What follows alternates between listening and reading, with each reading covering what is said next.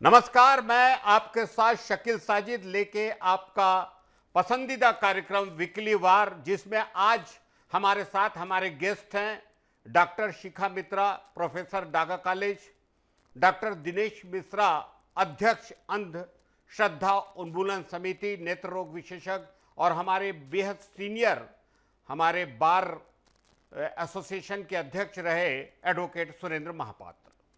छत्तीसगढ़ और मध्य प्रदेश में इन दिनों लगातार जादू टोना से हत्या के मामले सामने आ रहे हैं। लोगों को बेवकूफ बनाकर, डरा धमकाकर अंधविश्वास का खेल भी फल फूल रहा है। हाल ही में पिछले दिनों छत्तीसगढ़ में 2 हफ्ते के अंदर 9 लोगों की हत्या कर दी गई। देश जहां चांद पर पहुंच गया है, जहां हम कंप्यूटर युग से निकलकर एआई के क्षेत्र में जा रहे हैं, वहीं एक बड़ा तबका खास तौर पर ग्रामीण इलाकों का ऐसा भी है जो अलौकिक शक्तियों, जादू टोना, भूत प्रेत जैसी चीजों पर विश्वास करता है।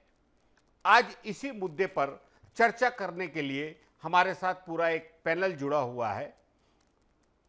जादू टोने के शक में हत्या का पहला मामला बलौदाबाजार का है, जहां 11 माह के शिशु समेत एक ही परिवार के 4 लोगों की निर्मम हत्या कर दी गई। वहीं दूसरी घटना राज्य के आदिवासी बाहुल्य क्षेत्र सुकमा की है, जहां 2 दंपतियों और एक महिला की कथित तौर पर पीट कर मौत की नींद सुला दिया गया। गरियाबंद में तंत्र मंत्र की सिद्धि पाने के लिए महिला की कब्र खोदकर शव निकालने जैसी वारदात हुई। इन सभी वारदात के पीछे की क्या वजह है, हम जानना चाहेंगे डॉक्टर दिनेश मिश्रा से कि इन सभी वारदात के पीछे की क्या वजह है। बहुत सालों से अंधश्रद्धा उन्मूलन समिति में वो काम कर रहे हैं, क्या वजह हो सकती है डॉक्टर दिनेश मिश्रा? देखिए, इसमें सबसे जो बड़ा कारण है वो अंधविश्वास का है, और अंधविश्वास कैसे फैलता है ये भी मैं आपको बताता हूँ। अभी भी हमारे प्रदेश में जो है, बल्कि कहा जाए कि देश के बहुत सारे प्रदेशों में स्थिति यह है कि जो हम शिक्षा दे रहे हैं, जो शिक्षा का स्तर है वो इतना अच्छा नहीं है, जो जागरूकता है वो भी उतनी नहीं बढ़ी है। हम लोगों को साक्षर तो बना रहे हैं, लेकिन हम उनको शिक्षित नहीं कर रहे हैं, उनको हम तर्कशील नहीं बना पा रहे हैं। और साथ ही स्वास्थ्य के प्रति जागरूकता का तो यह माहौल है कि अभी भी ग्रामीण अंचल में अगर सिर्फ बड़े शहरों को छोड़ दिया जाए, तो जो छोटे शहर या कस्बे हैं वहाँ पर अगर कोई भी व्यक्ति बीमार होता है तो लोग सबसे पहले उसको इलाज के लिए झाड़ फूँक कराना पसंद करते हैं, वैद्य के पास ले आना पसंद करते हैं।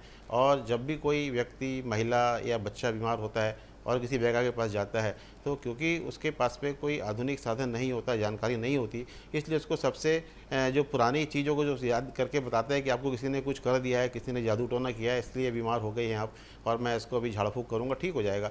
लेकिन जो बीमारियाँ होती हैं वो किसी जादू टोने से नहीं होती हैं, उसके कारण अलग अलग होते हैं। इसलिए व्यक्ति जब ठीक नहीं हो पाता है तो उसका दोष वो किसी दूसरे व्यक्ति पे डालता है, और अधिकांश मामलों में महिला होती हैं। जैसे कि अभी आपने भी कहा कि बलौदाबाजार में जो हत्या हुई है उसमें 2 महिलाएं थीं।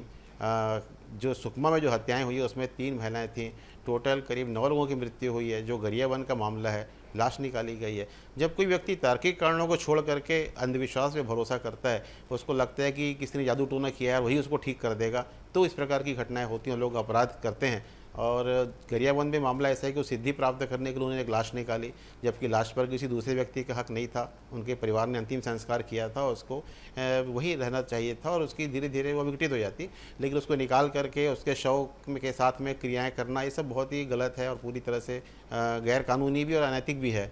लोगों को इस पर ध्यान देने की ज़रूरत है। मैं आप सबके माध्यम से यही कहना चाहूँगा कि हमें वैज्ञानिक चेतना बढ़ाने के लिए जितने कार्यक्रम हो सकते हैं, मीडिया है, सरकार है, जो पढ़े लिखे लोग हैं, उनके साथ करने की आवश्यकता है, ताकि जो अंधविश्वास है वो कम हो, और जो निरपराध लोग हैं इस प्रकार की घटनाओं में जो मारे जाते हैं, उन पर जो अत्याचार होते हैं वो बंद हों, रुकें। शुक्रिया डॉक्टर दिनेश मिश्रा। और उन्होंने अपने पूरे के पूरे तजुर्बे से ये बताया कि इसकी वजह क्या है, प्रदेश में लगातार बढ़ती हत्याओं की जादू टोने की वजह से। प्रदेश में इस तरह के बढ़ते मामले को लेकर सरकार ने भी चिंता जताई है। क्या लगता है सरकार क्या कदम उठा सकती है? क्या इन कुप्रथाओं को खत्म करने के लिए अंधविश्वास जादू टोना रोधी कानून की जरूरत है? जादू टोने की आड़ में छत्तीसगढ़ में खास तौर पर ग्रामीण क्षेत्रों में आपसी रंजिश में लोगों की हत्या की जा रही है, ऐसा भी लगता है। हमारे बीच बेहद सीनियर एडवोकेट सुरेंद्र महापात्र मौजूद हैं। मैं चाहूंगा कि इन हत्याओं के विरुद्ध क्या कानून लाया जा सकता है, क्यों इस तरह की रंजिश में हत्याएं की जा रही हैं, क्या ये सिर्फ जादू टोने की वजह से की जाने वाली हत्याएं हैं? सुरेंद्र महापात्र जी। देखिए, सरकार ने 2005 में इसी आधार को लेके टोनही कानून बनाया है, लेकिन जो अपराध उसमें बताया गया है उसके कानून में 3 से 5 साल की सज़ा है। इन सज़ाओं को किसी न किसी रूप में पक्षकारों के द्वारा प्रभाव डाल के मामले को समाप्त कर लिया जाता है। अपराध होने के बाद यदि सरकार थोड़ा सा और मजबूती से इस कानून को लागू करने का प्रयास करे, या अपराध जो बताया गया है उसमें सज़ा की जो तैयारी है वो और तेज़ी से की जाए, और 3 से 5 साल की सज़ा की जो मुद्दे हैं उसको समाप्त करके यदि आजीवन कारावास की सज़ा या 10 साल की सज़ा, इस तरह का कोई बड़ा सज़ा के प्रावधान किया जाए तो हो सकता है हमारे देश में, हमारे राज्य में इस परिस्थिति से जो बचा जा सकता है। सुरेंद्र जी, ये भी बताएंगे कि टोनही प्रताड़ना के भी बहुत सारे केस खासतौर पे मध्य प्रदेश और छत्तीसगढ़ में लगातार होते हैं, तो टोनही प्रताड़ना अधिनियम तो पहले से है, तो क्या इस्तेमाल इसका ठीक से नहीं किया जा रहा है? नहीं, पहले मध्य प्रदेश के ज़माने में टोनही प्रताड़ना अधिनियम नहीं था, कानून कुछ अलग थे, उसमें टोनही शब्द को इस्तेमाल किया जाता था। लेकिन छत्तीसगढ़ राज्य बनने के बाद 2005 में छत्तीसगढ़ राज्य ने टोनही प्रताड़ना अधिनियम पृथक से बनाया है, और उसमें नए नए चीज़ों को बताया है कि कैसे कैसे मामलों में टोनही प्रताड़ना अधिनियम लागू होगा। उसमें उन्होंने 3 से 5 साल की सज़ा बस दिखाया है।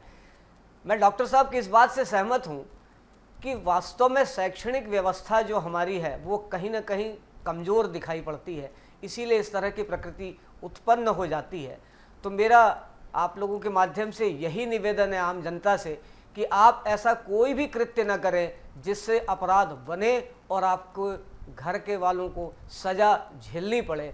और सरकार हो सकता है आने वाले समय में 3 से 5 साल की सज़ा को बढ़ा के वो 10 साल या हो सकता है आजीवन कारावास की सज़ा भी बढ़ा सकती है। ऐसी परिस्थिति में आम जनता से आग्रह है कि ऐसा कोई भी कृत्य न करें जिससे कानून में फेरबदल हो।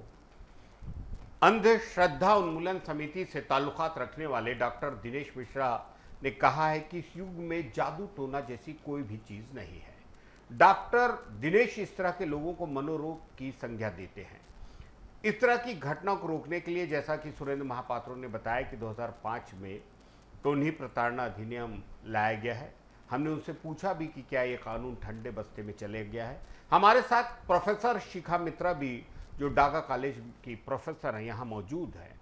क्या वो बता सकती हैं कि महिलाओं को लगातार निशाना क्यों बनाया जाता है? खास तौर पे ग्रामीण क्षेत्रों में ऐसा लगता है कि बहू, बेटी, आपकी सास, किसी को भी निशाना बनाने के लिए टोनही प्रताड़ना या जादू टोने की आड़ ली जाती है। प्रोफेसर शिखा मित्रा, क्या आप बताएंगे कि इसकी वजह क्या है? क्या शिक्षा इसकी वजह है?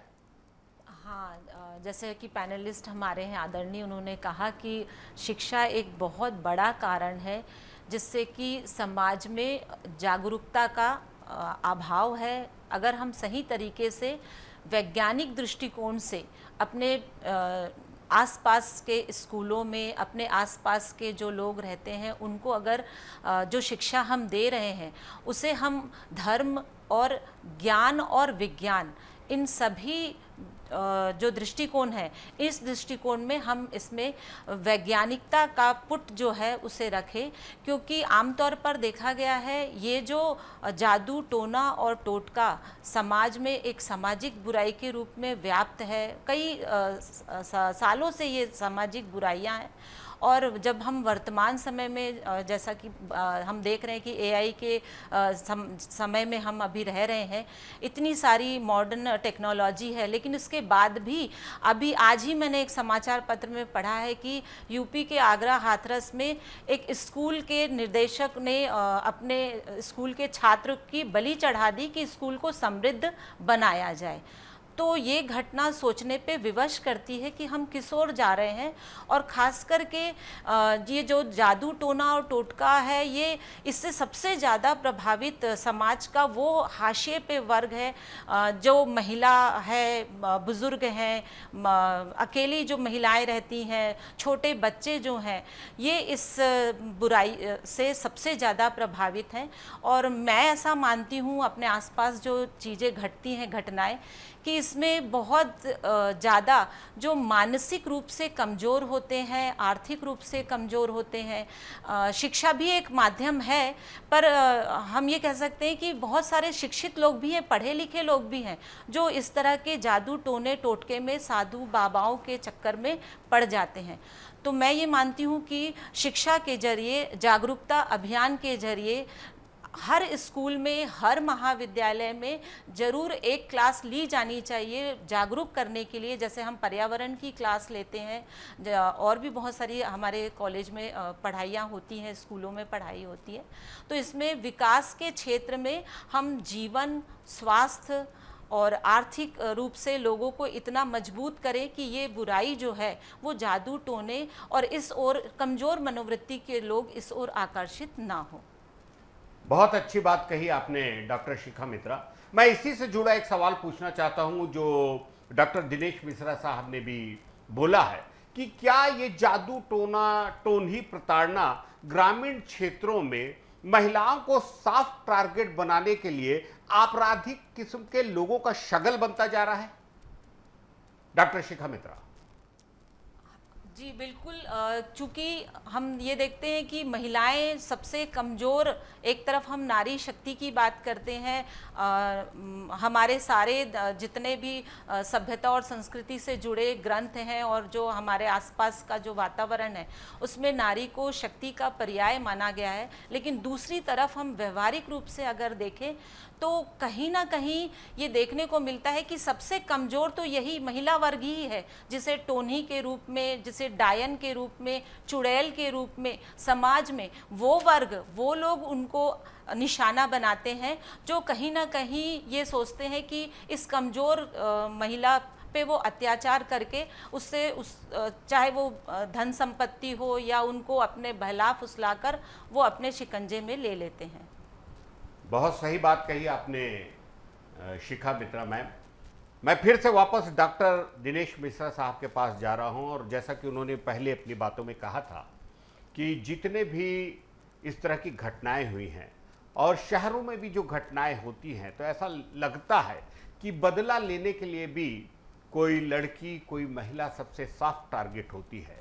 तो डॉक्टर दिनेश मिश्रा क्या समझते हैं, कुछ लोगों को ही या एक वर्ग को ही जादू टोना, अंधविश्वास से दूर करना जरूरी है कि पूरे समाज के लिए जरूरी है कि इस अंधविश्वास से उन्हें अलग किया जाए और हमारी नारी को पूरा सम्मान दिया जाए? डॉक्टर दिनेश मिश्रा। देखिए, इसमें जो सबसे ज़्यादा हिंसा की घटनाएं सामने आ रही हैं वो ग्रामीण अंचल से आ रही हैं। तो उसमें सरकार से लगातार हम मांग करते हैं कि जो छत्तीसगढ़ राज्य का जो अधिनियम है, टोन्ही प्रताड़ना निवारक अधिनियम, इस अधिनियम के जो पोस्टर हैं वो प्रदेश के हर थाने में लगाए जाएँ, हर ग्राम पंचायत में लगाया जाए। जैसे हम विटामिन वगैरह के वहाँ पर वॉल राइटिंग कराते हैं कि आपको मलेरिया नहीं होगा, उस प्रकार से वहाँ पर लिखाने की ज़रूरत है गांव में कि भाई जादू टोनी ऐसी कोई बात नहीं होती है, कोई महिला टोनी नहीं है, किसी महिला को इस प्रकार से प्रताड़ित करना अपराध है, जिससे लोगों में जागरूकता बढ़े। दूसरी बात ये कि मैं यहाँ पर जो भी श्रोता सुन रहे हैं, जो महिलाएँ सुन रही हैं, जब भी कभी गांव में किसी के ऊपर ऐसा आरोप लगता है, किसी महिला के ऊपर लगता है, तो उसको चुप नहीं रहना चाहिए। सामान्य तौर पर जैसे कि शिखा जी ने कहा कि महिलाएं बहुत ही संवेदनशील होती हैं, नाजुक होती हैं, उनको टारगेट करना आसान होता है, तो कई बार वो बात को छिपा ले जाती हैं, वो अपने घर में भी नहीं बताती हैं कि उनको किसी ने ऐसा आरोप लगाया है टोनी का, जादू टोने का। तो जब 2-3 बार ऐसे आरोप लगते हैं तो ये बात धीरे धीरे पूरे मोहल्ले में फैल जाती है और पूरे गांव में फैल जाती है। और जब कभी कोई बड़ी वारदात हो जाती है, कुछ लोग बीमार हो जाते हैं, किसी की मृत्यु हो जाती है, तब पूरे का पूरा दोष जो उस महिला पर कहा दिया जाता है। जैसे कि अभी बलौदाबाजार के मामले में हुआ, उस महिला को बताया जा रहा है कि 25 साल से कुछ लोग उसको कहते थे कि जादू टोना करती है, यह बात में पता चला, और धीरे धीरे उसके ऊपर दबाव बढ़ाते चले गए। और एक दिन पहले उसके घर जाकर उसको धमकाया गया कि तुम अगर बच्चे को ठीक नहीं करोगे तो तुम्हारे परिवार को खतरा हो जाएगा। और उसके 2 2 घंटे बाद ही वो जाकर के उन्होंने उसको मारने के इरादे से गए और उसके पूरे परिवार को ख़त्म कर दिया। जबकि इसमें एक सबसे बड़ी बात ये हुई है कि जिस महिला को टोनी कहा जा रहा था, जिसको कहा था कि वो बीमार कर सकती है, उसके पास बहुत सारी ताकतें हैं, वो अपने खुद के इलाज के लिए वो बलौदा बाजार गई हुई थी अपने एक लड़के के साथ में। अगर उस महिला में या किसी महिला में इतनी ताकत होती कि किसी को बीमार कर सकती है, तो उसको खुद की अपनी स्थिति को गरीबी से ऊपर क्यों नहीं ला सकती, खुद का इलाज क्यों नहीं कर सकती। तो ये जो बातें पूरी तरह से अफवाहें होती हैं, गाँव में अफवाह फैलाने वाले बहुत सारे लोग रहते हैं। मेरा यह भी कहना है कि सरपंच और कोटवार जो हैं उनको भी ऐसे मामलों की जानकारी होती है, उन पर तुरंत संज्ञान लेना चाहिए। अगर कोई सरपंच या किसी गांव में घटना होती है और कार्रवाई होती है, सरपंच पर कार्रवाई हो, कोटवार पर हो, क्योंकि गांव की एक एक घटना की जानकारी जो है उन्हें रहती है और उस जानकारी को वे गांव में दे सकते हैं। आजकल तो मोबाइल का ज़माना है, बहुत जल्दी सूचनाएँ भेजी जा सकती हैं ताकि जो इतने बड़े बड़े हत्याकांड हो रहे हैं, जितने मामले हो रहे हैं, रुक जाएँ। दूसरी बात जो जागरूकता की बात शिखा जी ने भी कही, सुरेंद्र जी ने भी कही कि इस कानून को प्रभावी बनाना आवश्यक है, इसमें संशोधन होना चाहिए, क्योंकि कानून जो है 15-20 साल पहले बना हुआ है, 2005 में बना है, 2024 चल रहा है। इसमें समय समय पर संशोधन होना चाहिए, जुर्माने की जो राशि है वो बढ़ाई जानी चाहिए। कुछ महिलाओं को मैं जानता हूँ जिनके मामले 20 साल से चल रहे हैं लगातार कोर्ट में, अभी तक फैसला नहीं हुआ है और उनकी बड़ी स्थिति विचित्र है कि वो आरोपियों के साथ ही बस में वो गांव से शहर या जिला कोर्ट में जाती हैं पेशी के लिए और उसी बस में वापस लौटती हैं और वो किस स्थिति में, किस यंत्रणा से गुजरती होंगी। जिस गांव में लोगों ने उसको कपड़े उतार करके घुमाया है, मारा पीटा है, उनके साथ उनको उसी बस में जाना पड़ता है, उसी बस में जा कर के उनको लौटना पड़ता है। तो जो हमारा जो कानून है इसको एक आवश्यक है, इसको फास्ट ट्रैक कोर्ट बदला जाए कि ऐसे मामले जो हैं 1 से 1.5 साल में सुधर जाएँ, उनमें लोगों को न्याय मिले। महिलाओं को मुआवजे दिया जाना चाहिए कि अगर मामला साबित हो जाता है कि भाई, क्योंकि ऐसे मामले अगर कोर्ट में चले जाते हैं, हाई कोर्ट चले जाते हैं, सुप्रीम कोर्ट चले जाते हैं, तो कुछ महिलाओं को मैं जानता हूं जिनकी मृत्यु भी हो गई, उनको अभी तक मुआवजा नहीं मिला है, उनके परिवार वालों को सहायता राशि भी नहीं मिली है। तो इसमें कानून को काम करने की ज़रूरत है, अच्छे ढंग से प्रशासन को काम करने की ज़रूरत है, जो हमारे राजनेता हैं उनको भी इस बाकायदा इसमें काम करने की ज़रूरत है। ऐसी घटना में आप देखिए कि इसमें कई बार गांव के लोग, बहुत सारे लोग बयान देने से डरते हैं, उनको लगता है कि उसके पक्ष में नहीं बोलें, कुछ बोलेंगे तो फंस जाएंगे। ऐसा नहीं है। अगर आपके आसपास कोई घटना होती है, आपको आवाज़ उठाने की ज़रूरत है, तभी जो एक सामाजिक कुरीति है, जो सामाजिक बुराई है, इसको समाज से दूर किया जा सकेगा। ये किसी एक के बस का काम नहीं है। दूसरी बात एक यह भी, सोशल मीडिया का जो दुरुपयोग हो रहा है, यह भी शकील भाई से कहना चाहूँगा। आजकल जितने भी रील बन रही हैं, फेसबुक में आ रही हैं, व्हाट्सएप में आ रही हैं, सब में अलग अलग बीमारियों के अलग अलग टोटके बताए जा रहे हैं। तो ये इस प्रकार के जो टोटके हैं, जो अलग अलग बाबा दिखाए जा रहे हैं, कोई आग में चल रहा है, कोई पानी में चल रहा है, कोई कपड़े उतार के चल रहा है, कोई गर्म दूध के अपने ऊपर डाल रहा है, तो ये प्रकार की जो चीज़ें हैं ये सब बंद होना चाहिए। क्योंकि इससे शहर के लोग तो एक मनोरंजन की दृष्टि से देखते हैं, लेकिन गाँव के लोग उन सब चीज़ों को करने लगते हैं और इसी के कारण बहुत सारे अपराध जो हैं हमारे आसपास में घटित होते हैं। तो इस पर एक स्वयं लोगों को संज्ञान लेना चाहिए, ऐसी घटनाओं को ना दिखाया जाए, ऐसी घटनाओं के ऊपर रील ना बनाई जाएं और ऐसी चीज़ें जो हैं उनको, एक वायलेंट जो चीज़ें हैं वो कम से कम दिखाई जाए ताकि लोगों को इसकी जानकारी मिले। और जो हमारे समाचार पत्र हैं उसमें जिस प्रकार के जो कॉलम आते हैं लगातार, वो अंधविश्वास वाले वो बंद होना चाहिए, उसमें विज्ञान परक चीज़ें शामिल होना चाहिए, विज्ञान के लगातार कॉलम आना चाहिए और आप लोग भी विज्ञान की जो प्रोग्राम है उसको ज़्यादा से ज़्यादा दिखाने की कोशिश करें। शुक्रिया डॉक्टर दिनेश मिश्रा। और आखिर में हम ये बात जरूर करते चलें, ये तो बिल्कुल लगता है कि ये कानून ऐसा लगता है कि बहुत नरम हो गया है, ठंडे बस्ते में चला गया है। टोनी प्रताड़ना अधिनियम या जादू टोने से जो दंड दिया जाता है, और एक बड़ी गंभीर बात कही डॉक्टर दिनेश मिश्रा ने कि गांव से अपराधी और पीड़िता एक साथ एक बस में आते हैं। तो मैं सुरेंद्र महापात्र जी से पूछना चाहूंगा, जिन लोगों ने टोनी के नाम पे उस महिला के कपड़े उतारे हैं, उनके साथ बस में आना या कानूनन कई सालों तक लड़ाई लड़ने में न्यायालय का क्या रोल हो रहा है या होना चाहिए? देखिए, न्यायालय के पास में एक अकेला कानून टोनी प्रताड़ना अधिनियम ही नहीं होता, से बहुत सारे कानून होते हैं जिनकी प्रक्रियाओं में न्यायालय अपने कार्य करती है। लेकिन जहाँ तक मिश्रा जी ने बताया कि फास्ट ट्रैक कोर्ट में यदि इस तरह के मामले किए जाएं और एक कानून सम्मत समय निश्चित किया जाए, तो मुझे ऐसा लगता है कि इस देश में और हमारे राज्य में थोड़ा सा ये प्रभाव लगेगा और कानून भी अपने हिसाब से काम करेगा, न्यायालय भी अपने हिसाब से काम करेगी। धन्यवाद एडवोकेट सुरेंद्र महापात्र। हमने कोशिश की कि जादू टोना और अंधविश्वास या टोनही से होने वाली क्षेत्र में, छत्तीसगढ़ मध्य प्रदेश में होने वाली हत्याओं पर हम कुछ संवेदनशील मुद्दे उठा सके। हम कितने सफल हुए हैं ये तो आप देख के बता सकेंगे। हमारे आज के इस पैनल में, डीए न्यूज़ प्लस के इस पैनल में मैं डॉक्टर दिनेश मिश्रा, एडवोकेट सुरेंद्र महापात्र और डॉक्टर शिखा मित्रा का बहुत बहुत स्वागत करता हूं। धन्यवाद ये कार्यक्रम देखने के लिए वीकली वार। नमस्कार।